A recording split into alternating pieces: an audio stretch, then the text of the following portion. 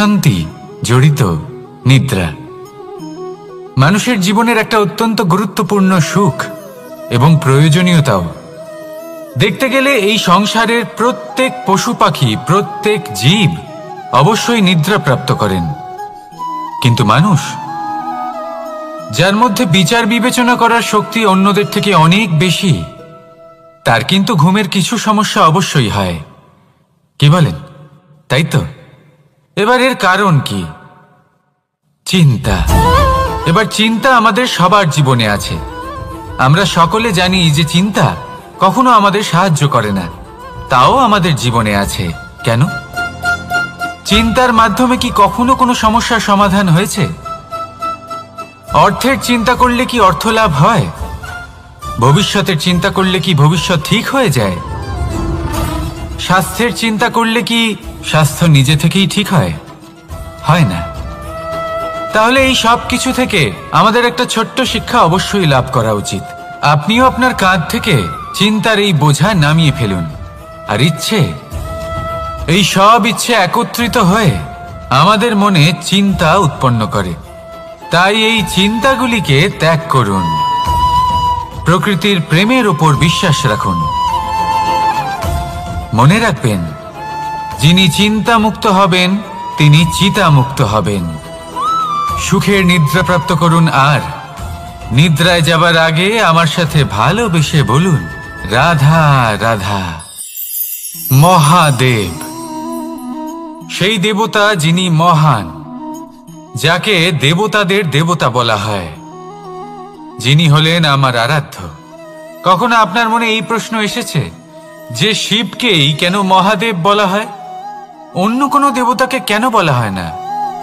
সেই কারণ মহাদেবের মধ্যে, ওনার মধ্যে এমন এক বিশেষ গুণ রয়েছে যা অন্য কারণ নেই। তা হলো নিঃস্বার্থ হয়ে মানুষের সেবা করা। যদি প্রয়োজন পড়ে, যদি সৃষ্টির পথে বিনাশের কালো মেঘ ছেয়ে থাকে, তখন নিজের প্রাণের চিন্তা না করে হলাহল পান করার জন্য প্রস্তুত থাকেন মহাদেব। আর এই অদ্বিতীয় ত্যাগের জন্যই শিবকে মহাদেব বলে ডাকা হয়। এবার যদি কোনো মানুষও নিঃস্বার্থ ভাবনার দ্বারা নিজেকে অর্পণ করে দেয় এই জগতের কল্যাণের জন্য, মানুষের সেবার জন্য, তাহলে তিনিও মহাপুরুষ, মহামানব হতে পারেন। যদি কেউ অভুক্ত থাকেন, তাহলে নিজের থালা থেকে অর্ধেক খাবার তাকে দিয়ে দিন। যদি কেউ অসুস্থ হন, তাহলে তাকে সেবা করার, চিকিৎসা করার চেষ্টা করুন। এই জীবন শুধু নিজের জন্য নয়, অন্যদের প্রতি, সমস্ত সংসারের প্রতি উৎসর্গ করুন। যদি এইসব মানুষ শিখে যান, তাহলে তিনি মহাদেবের পথে অগ্রসর হতে পারেন। যদি মানুষ নিঃস্বার্থ ভাবনার দ্বারা এই সংসারের সেবা করতে শিখে যান, তাহলে তিনি নিশ্চিত রূপে মহামানব অবশ্যই হতে পারবেন। আসুন আমার সাথে ভালোবেসে বলুন, রাধা রাধা। স্বর্ণ, হিরে, মুক্ত, মানিক, এই সব কিছুকে আগে পাথর বলা হতো। তাহলে এমন কি হলো যে এদের রত্ন বলা হয়? আর রত্ন তা বাস্তবে আসলে কি? এটা হলো সেই পাথর যাকে আগে আগুনের তাপ সহ্য করতে হয়েছে, পরখ করা হয়েছে, যাচাই করা হয়েছে, এদের কাটার চেষ্টা করা হয়েছে, কিন্তু তারা কখনোই নষ্ট হয়নি, বরং তারা আরো উদ্ভাসিত হয়েছে, আরো উজ্জ্বল হয়েছে, এই সংসারে আরো প্রকাশ ছড়িয়ে দিয়েছে। সেই জন্য এরা হলো এত অমূল্য, সেই জন্য এরা হলো বহুমূল্য, সেই জন্য এদের রত্ন বলা হয়। এবার মানুষের কাছেও এই নির্বাচনের অধিকার রয়েছে যে আমরা শুধু পাথর হয়ে থাকব নাকি রত্ন হয়ে থাকব। কিভাবে? আমাদের জীবনেও অনেক সমস্যা রয়েছে, বাধা আছে, বিপত্তি আছে। আমরা সেই বাধার তাপে উত্তপ্ত হই, এই সমস্যা আমাদের কাটার চেষ্টা করে।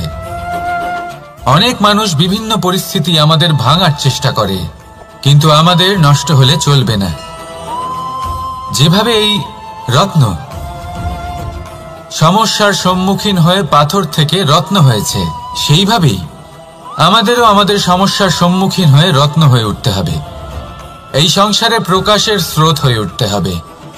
তাহলে এটাই করুন আর আমার সাথে ভালোবেসে বলুন, রাধা রাধা। সংসারে সব থেকে বড় শক্তি আসলে কি? কেউ বলবেন শারীরিক শক্তি, কেউ বলবেন অস্ত্রের শক্তি, কেউ বলবেন জ্ঞানের শক্তি। ঠিক আছে, কিন্তু যদি আমি বলি সংসারের সব থেকে বড় শক্তি হল শক্তি কোনো এক তথ্যের, আগে হ্যাঁ, তথ্য। এই তথ্য নিজেই কিন্তু খুব শক্তিশালী, অত্যন্ত শক্তিশালী অস্ত্র হলো এই তথ্য। আর সত্যি বলতে অনুচিত তথ্যের থেকে অনেক বেশি ঘাতক হলো অসম্পূর্ণ তথ্য। যেরকম আজ শাম্ব রুক্মির সাথে করেছে, ওকে অসম্পূর্ণ তথ্য দিয়েছে, তার ফলে বিনাশ হলো। যদি এইভাবেই আপনার কাছেও কোনো অসম্পূর্ণ তথ্য আসে, আর যদি আপনি তা পরখ না করে দেখেন, যাচাই না করে দেখেন, আর নিজের কর্ম করেন, তাহলে উত্থানের বদলে আপনি পতনের সম্মুখীন হবেন। বিকাশের বদলে আপনার বিনাশ হয়ে যাবে। মনে রাখবেন একটা অত্যন্ত গুরুত্বপূর্ণ কথা, সঠিক তথ্য পাওয়া সঠিক তথ্য দেওয়ার থেকে অনেক বেশি গুরুত্বপূর্ণ। আশা করি এই কথা আপনি বুঝেছেন। জীবনে যখনই কোনো তথ্য আপনি পাবেন, সেই বিষয়ে ভেবে দেখুন, পরখ করে দেখুন, যাচাই করুন, তারপর নিজের কর্ম করুন। আর আমার সাথে ভালোবেসে বলুন, রাধা রাধা। ধর্ম এবং প্রেম, এই দুই হলো একই মুদ্রার দুই পিঠ। যদি এদের মধ্যে কোনোটা নষ্ট হয়ে যায়, তাহলে দ্বিতীয়টাও থাকে না। কখনো ভেবেছেন এমন কেন হয়? তার জন্য আগে আপনাকে বুঝতে হবে যে ধর্ম আসলে কি। ধর্ম সেটাই যা এই সংসারের প্রত্যেক মানুষকে একে অপরের সাথে সুখ এবং শান্তিতে থাকতে প্রেরণা যোগায়।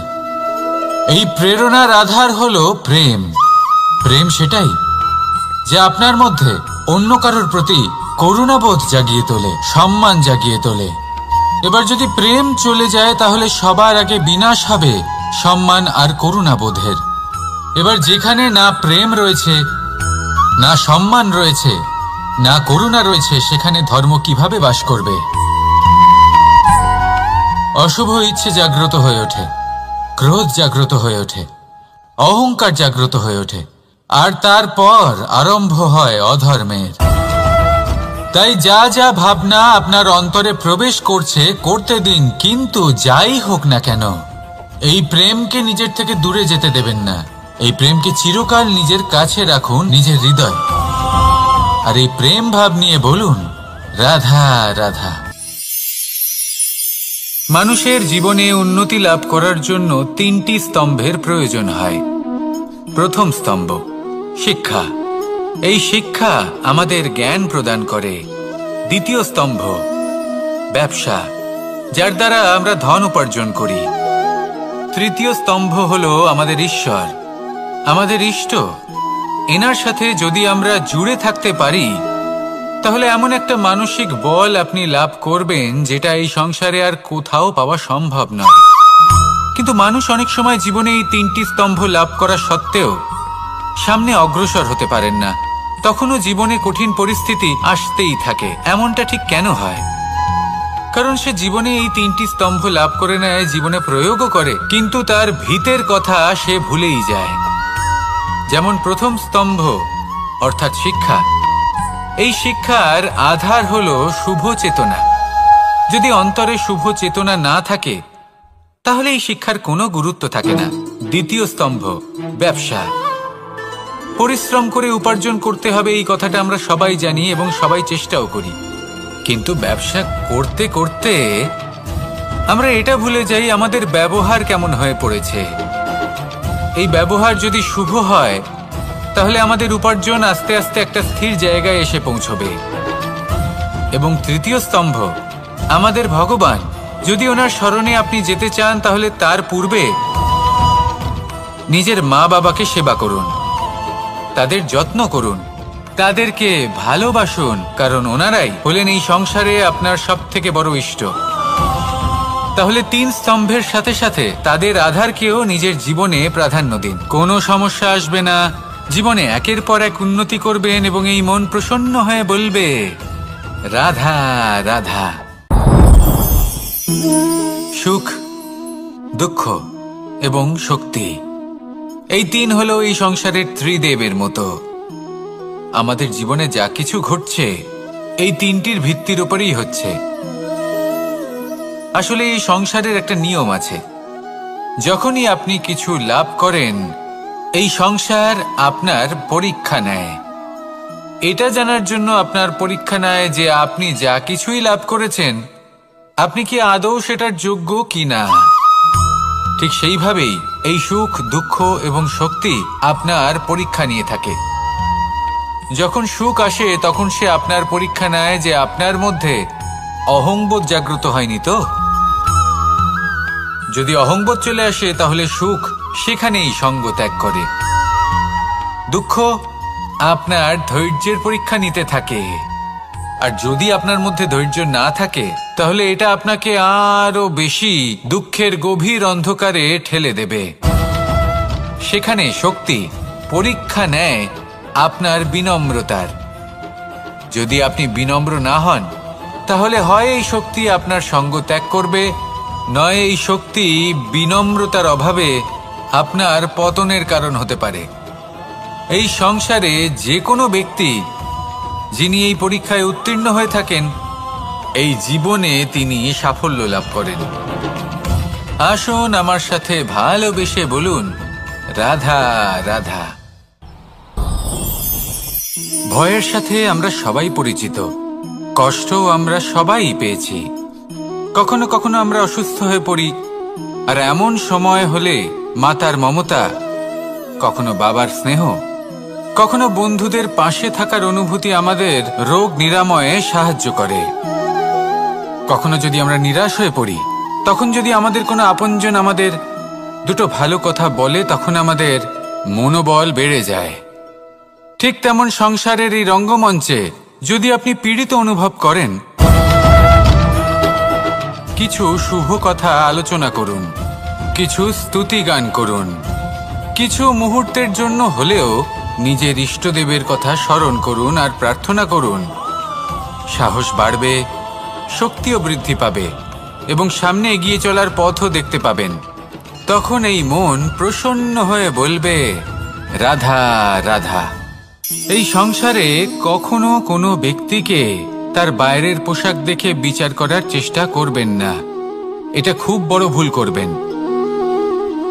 যেমন আমরা জীবনে অনেক সময় এমন করি, ধরুন কোথাও একটা গাছ দেখলাম, খুব বিশাল আকারের একটা গাছ যেটা মাটির থেকে অনেক উঁচুতে পৌঁছে গেছে, যার বিশাল শাখা আছে। সেগুলো দেখে আমরা ভাবি যে এই গাছে হয়তো কত সুস্বাদু ফল আছে, আমরা সেই গাছের পরিচর্যা করতে থাকি। আবার অন্যদিকে হলো একটি তৃণ যেটা মাটি থেকে কিছুটা উঁচুতে পৌঁছেছে, কিন্তু সেই তৃণর নিচে, মাটির নিচে অত্যন্ত সুস্বাদু ফল বা সবজি জন্ম নেয়, যা আমাদের স্বাস্থ্যের পক্ষে অত্যন্ত উপকারী। সেই জন্য কখনো আবরণ দেখে কাউকে বিচার করতে চেষ্টা করবেন না। তার বদলে এটা বোঝার চেষ্টা করুন যে আপনার সামনে যে ব্যক্তি আছে বা বস্তু আছে তার বিশেষত্ব কি। যদি এই বিশেষত্ব বোঝার ক্ষমতা আপনি অর্জন করেন, যদি এই শিল্প আপনি নিজের ভেতরে জাগ্রত করেন, তাহলে এই সংসারে বিশেষত্ব কি সেটা আপনি জানতে পারবেন। আর এই সমস্ত খেলা দৃষ্টি থেকে নয়, দৃষ্টিভঙ্গি থেকে জন্ম নেয়। দৃষ্টিভঙ্গি সবসময় শুভ রাখুন আর আমার সাথে ভালোবেসে বলুন, রাধা রাধা। যখন আমরা কোনো বনে প্রবেশ করি তখন এই সবুজ ঘাস দেখে, এই কোমল ঘাস দেখে আমাদের মন প্রফুল্ল হয়ে ওঠে। ভিন্ন ভিন্ন প্রজাতির ফুল, ভিন্ন ভিন্ন রঙের ফুল দেখে এই মন আনন্দে ভরে ওঠে। এখানে শিশুরা আনন্দ লাভ করে, বড়রা ভোজন গ্রহণ করেন, কথাবার্তা বলেন, হাঁটাহাঁটি করে বেড়ান।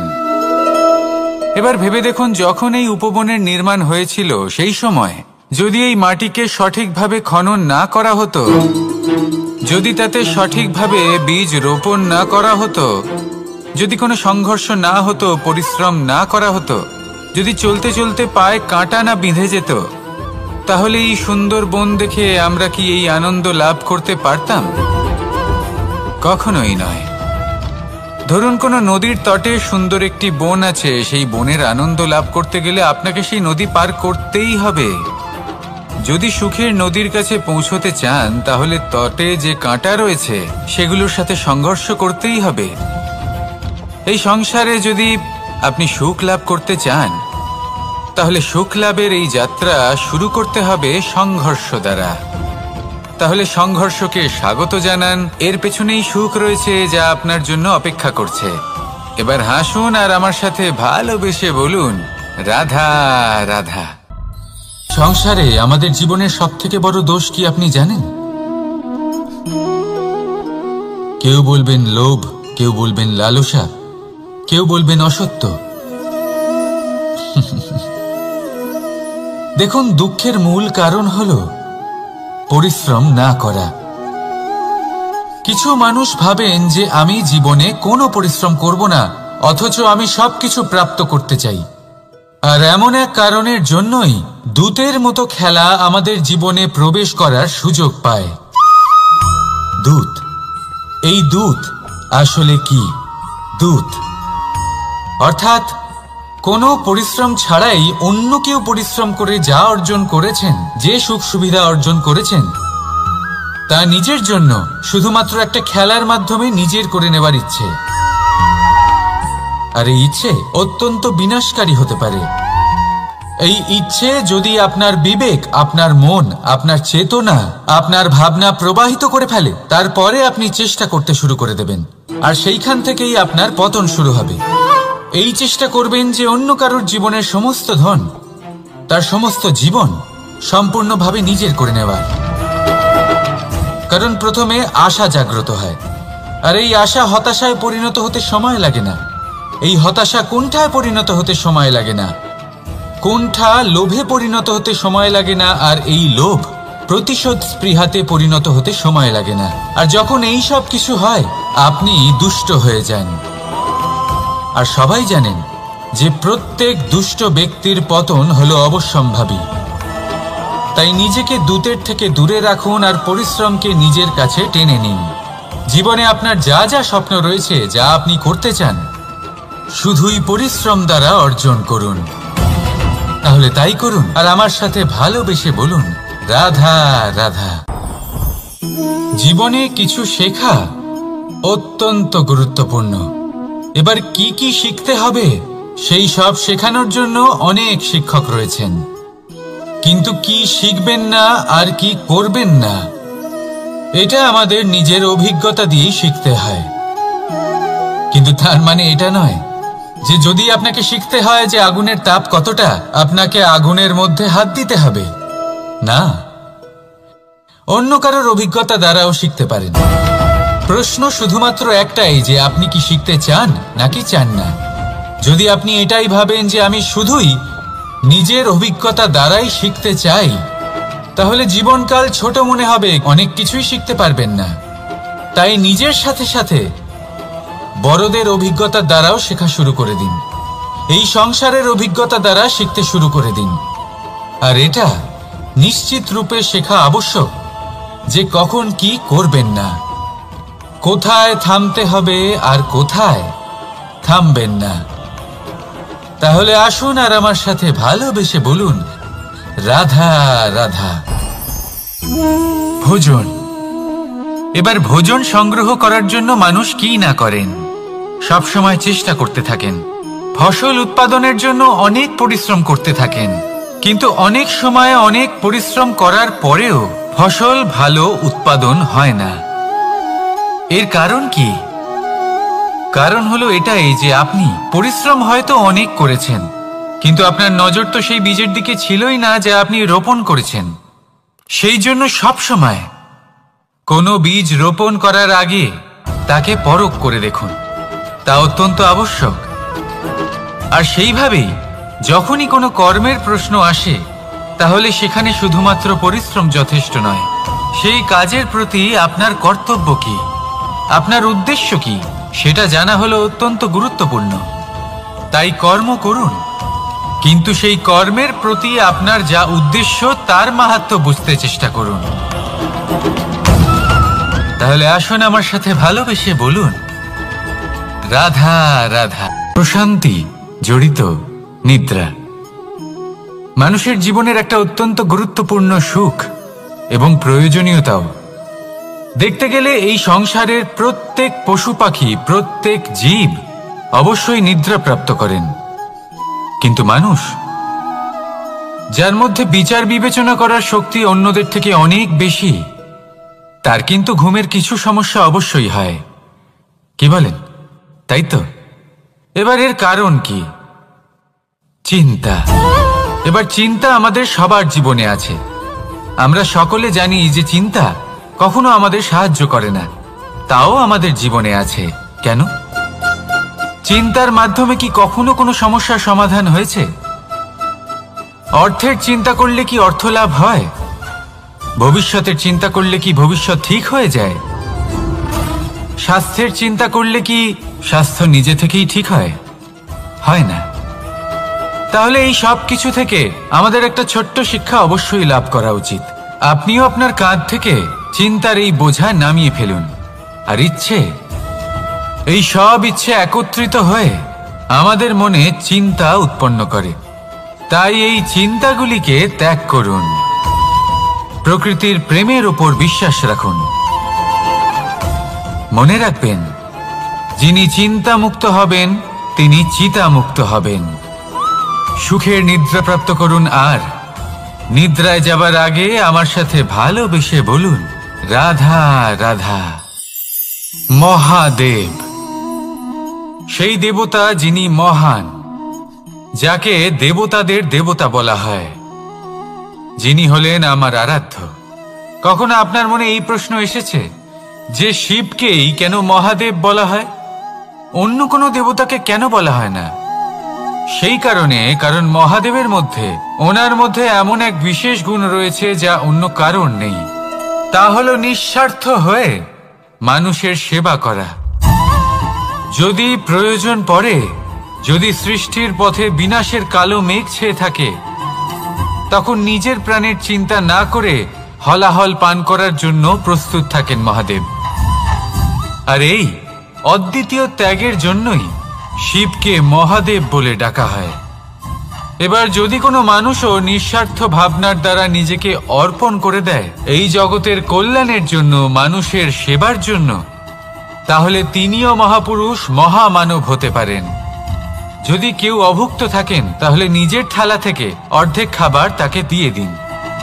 যদি কেউ অসুস্থ হন, তাহলে তাকে সেবা করার, চিকিৎসা করার চেষ্টা করুন। এই জীবন শুধু নিজের জন্য নয়, অন্যদের প্রতি, সমস্ত সংসারের প্রতি উৎসর্গ করুন। যদি এই সব মানুষ শিখে যান, তাহলে তিনি মহাদেবের পথে অগ্রসর হতে পারেন।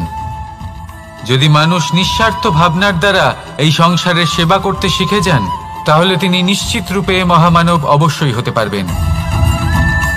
আসুন আমার সাথে ভালোবেসে বলুন, রাধা রাধা।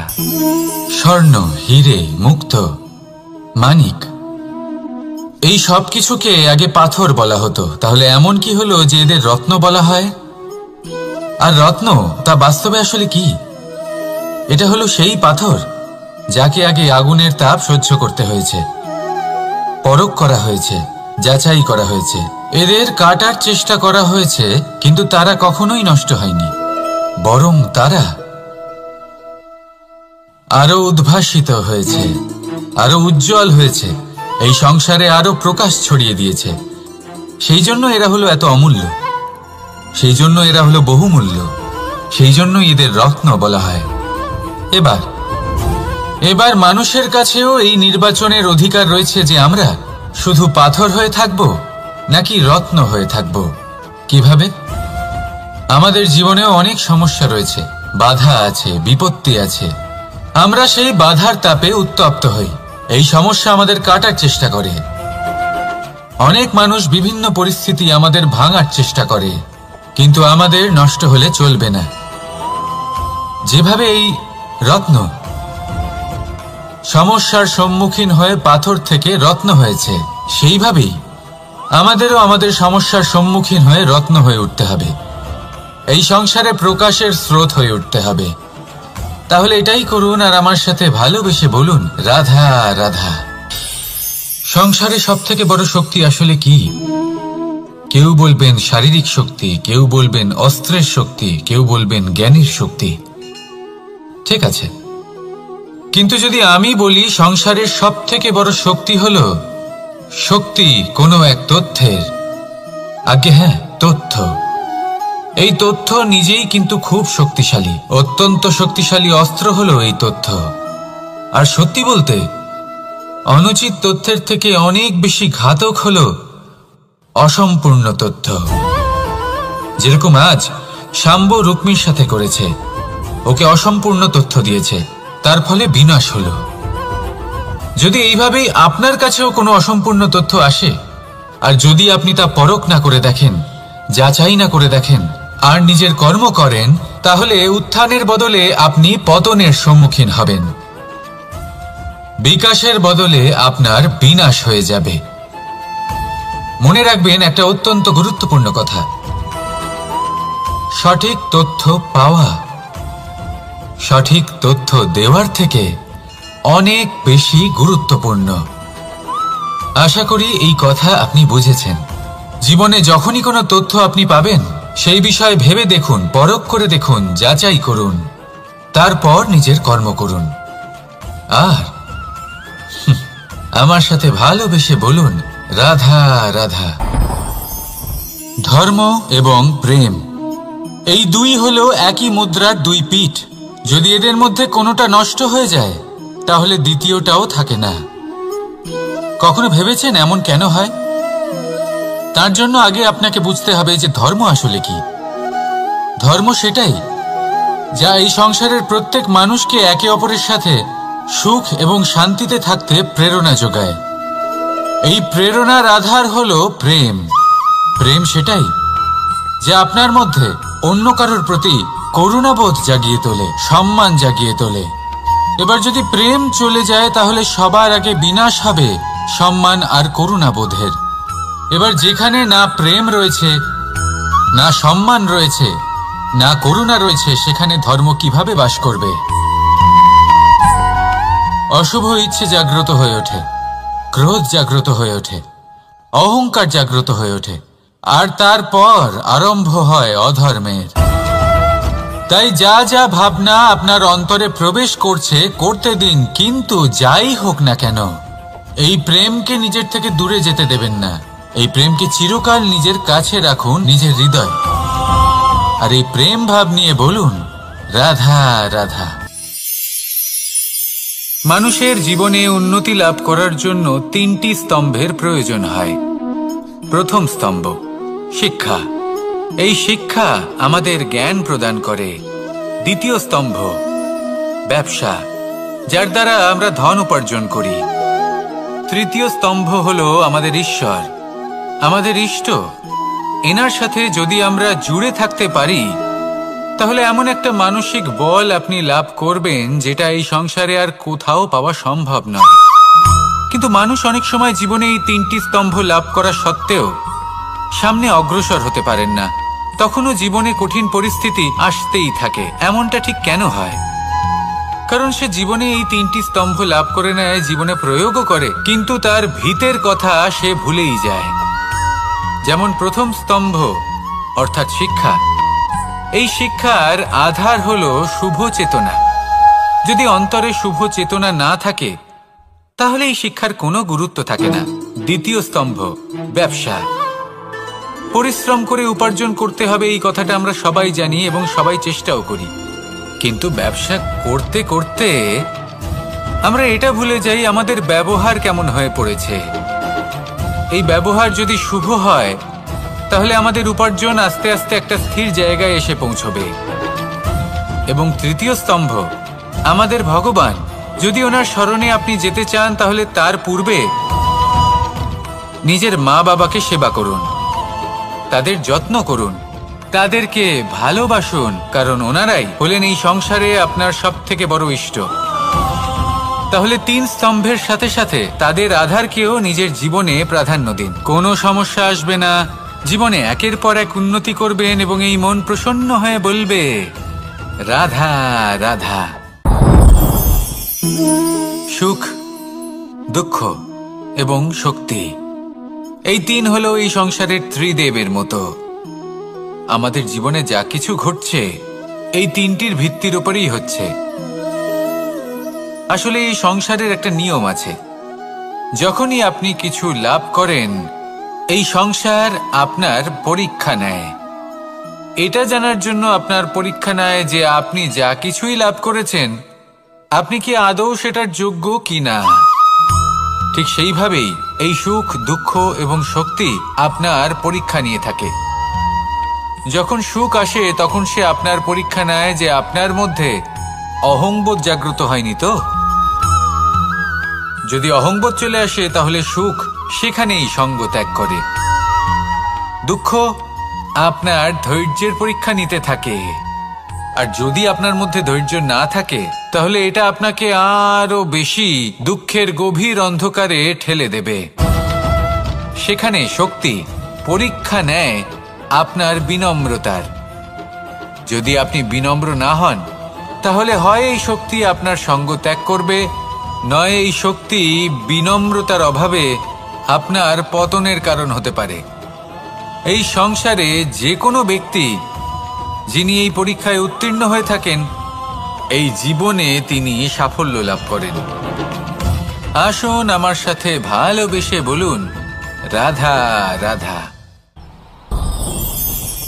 ভয়ের সাথে আমরা সবাই পরিচিত, কষ্টও আমরা সবাই পেয়েছি। কখনো কখনো আমরা অসুস্থ হয়ে পড়ি, আর এমন সময় হলে মাতার মমতা, কখনো বাবার স্নেহ, কখনো বন্ধুদের পাশে থাকার অনুভূতি আমাদের রোগ নিরাময়ে সাহায্য করে। কখনো যদি আমরা নিরাশ হয়ে পড়ি, তখন যদি আমাদের কোনো আপনজন আমাদের দুটো ভালো কথা বলে তখন আমাদের মনোবল বেড়ে যায়। ঠিক তেমন সংসারের এই রঙ্গমঞ্চে যদি আপনি পীড়িত অনুভব করেন, কিছু শুভ কথা আলোচনা করুন, কিছু স্তুতি গান করুন, কিছু মুহূর্তের জন্য হলেও নিজের ইষ্টদেবের কথা স্মরণ করুন আর প্রার্থনা করুন। সাহস বাড়বে, শক্তিও বৃদ্ধি পাবে এবং সামনে এগিয়ে চলার পথও দেখতে পাবেন। তখন এই মন প্রসন্ন হয়ে বলবে, রাধা রাধা। এই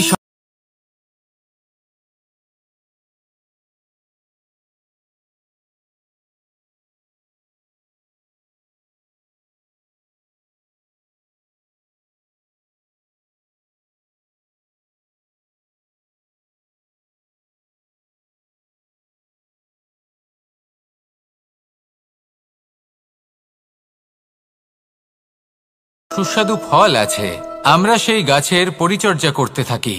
আবার অন্যদিকে হলো একটি তৃণ যেটা মাটি থেকে কিছুটা উঁচুতে পৌঁছেছে, কিন্তু সেই তৃণর নিচে, মাটির নিচে অত্যন্ত সুস্বাদু ফল বা সবজি জন্ম নেয়, যা আমাদের স্বাস্থ্যের পক্ষে অত্যন্ত উপকারী। সেই জন্য কখনো আবরণ দেখে কাউকে বিচার করতে চেষ্টা করবেন না। তার বদলে এটা বোঝার চেষ্টা করুন যে আপনার সামনে যে ব্যক্তি আছে বা বস্তু আছে তার বিশেষত্ব কি। যদি এই বিশেষত্ব বোঝার ক্ষমতা আপনি অর্জন করেন, যদি এই শিল্প আপনি নিজের ভেতরে জাগ্রত করেন, তাহলে এই সংসারে বিশেষত্ব কি সেটা আপনি জানতে পারবেন। আর এই সমস্ত খেলা দৃষ্টি থেকে নয়, দৃষ্টিভঙ্গি থেকে জন্ম নেয়। দৃষ্টিভঙ্গি সবসময় শুভ রাখুন আর আমার সাথে ভালোবেসে বলুন, রাধা রাধা। যখন আমরা কোনো বনে প্রবেশ করি তখন এই সবুজ ঘাস দেখে, এই কোমল ঘাস দেখে আমাদের মন প্রফুল্ল হয়ে ওঠে। ভিন্ন ভিন্ন প্রজাতির ফুল, ভিন্ন ভিন্ন রঙের ফুল দেখে এই মন আনন্দে ভরে ওঠে। এখানে শিশুরা আনন্দ লাভ করে, বড়রা ভোজন গ্রহণ করেন, কথাবার্তা বলেন, হাঁটাহাঁটি করে বেড়ান। এবার ভেবে দেখুন, যখন এই উপবনের নির্মাণ হয়েছিল সেই সময় যদি এই মাটিকে সঠিকভাবে খনন না করা হতো, যদি তাতে সঠিকভাবে বীজ রোপণ না করা হতো, যদি কোনো সংঘর্ষ না হতো, পরিশ্রম না করা হতো, যদি চলতে চলতে পায়ে কাঁটা না বিঁধে যেত, তাহলে এই সুন্দর বন দেখে আমরা কি এই আনন্দ লাভ করতে পারতাম? কখনোই নয়। ধরুন কোনো নদীর তটে সুন্দর একটি বন আছে, সেই বনের আনন্দ লাভ করতে গেলে আপনাকে সেই নদী পার করতেই হবে। যদি সুখের নদীর কাছে পৌঁছতে চান তাহলে তটে যে কাঁটা রয়েছে সেগুলোর সাথে সংঘর্ষ করতেই হবে। এই সংসারে যদি আপনি সুখ লাভ করতে চান তাহলে সুখ লাভের এই যাত্রা শুরু করতে হবে সংঘর্ষ দ্বারা। তাহলে সংঘর্ষকে স্বাগত জানান, এর পেছনেই সুখ রয়েছে যা আপনার জন্য অপেক্ষা করছে। এবার হাসুন আর আমার সাথে ভালোবেসে বলুন, রাধা রাধা। সংসারে আমাদের জীবনের সবথেকে বড় দোষ কি আপনি জানেন? কেউ বলবেন লোভ, কেউ বলবেন লালসা, কেউ বলবেন অসত্য। দেখুন, দুঃখের মূল কারণ হলো পরিশ্রম না করা। কিছু মানুষ ভাবেন যে আমি জীবনে কোনো পরিশ্রম করব না, অথচ আমি সবকিছু প্রাপ্ত করতে চাই। আর এমন এক কারণের জন্যই দূতের মতো খেলা আমাদের জীবনে প্রবেশ করার সুযোগ পায়। দূত। এই দূত আসলে কি? দূত অর্থাৎ কোনো পরিশ্রম ছাড়াই অন্য কেউ পরিশ্রম করে যা অর্জন করেছেন, যে সুখ সুবিধা অর্জন করেছেন, তা নিজের জন্য শুধুমাত্র একটা খেলার মাধ্যমে নিজের করে নেবার ইচ্ছে। আর এই ইচ্ছে অত্যন্ত বিনাশকারী হতে পারে। এই ইচ্ছে যদি আপনার বিবেক, আপনার মন, আপনার চেতনা, আপনার ভাবনা প্রবাহিত করে ফেলে, তারপরে আপনি চেষ্টা করতে শুরু করে দেবেন, আর সেইখান থেকেই আপনার পতন শুরু হবে। এই চেষ্টা করবেন যে অন্য কারোর জীবনের সমস্ত ধন, তার সমস্ত জীবন সম্পূর্ণভাবে নিজের করে নেওয়ার। কারণ প্রথমে আশা জাগ্রত হয়, আর এই আশা হতাশায় পরিণত হতে সময় লাগে না। এই হতাশা কুণ্ঠায় পরিণত হতে সময় লাগে না, কুণ্ঠা লোভে পরিণত হতে সময় লাগে না, আর এই লোভ প্রতিশোধ স্পৃহাতে পরিণত হতে সময় লাগে না। আর যখন এই সব কিছু হয়, আপনি দুষ্ট হয়ে যান। আর সবাই জানেন যে প্রত্যেক দুষ্ট ব্যক্তির পতন হলো অবশ্যম্ভাবী। তাই নিজেকে দূতের থেকে দূরে রাখুন আর পরিশ্রমকে নিজের কাছে টেনে নিন। জীবনে আপনার যা যা স্বপ্ন রয়েছে, যা আপনি করতে চান, শুধুই পরিশ্রম দ্বারা অর্জন করুন। তাহলে তাই করুন আর আমার সাথে ভালোবেসে বলুন, রাধা রাধা। জীবনে কিছু শেখা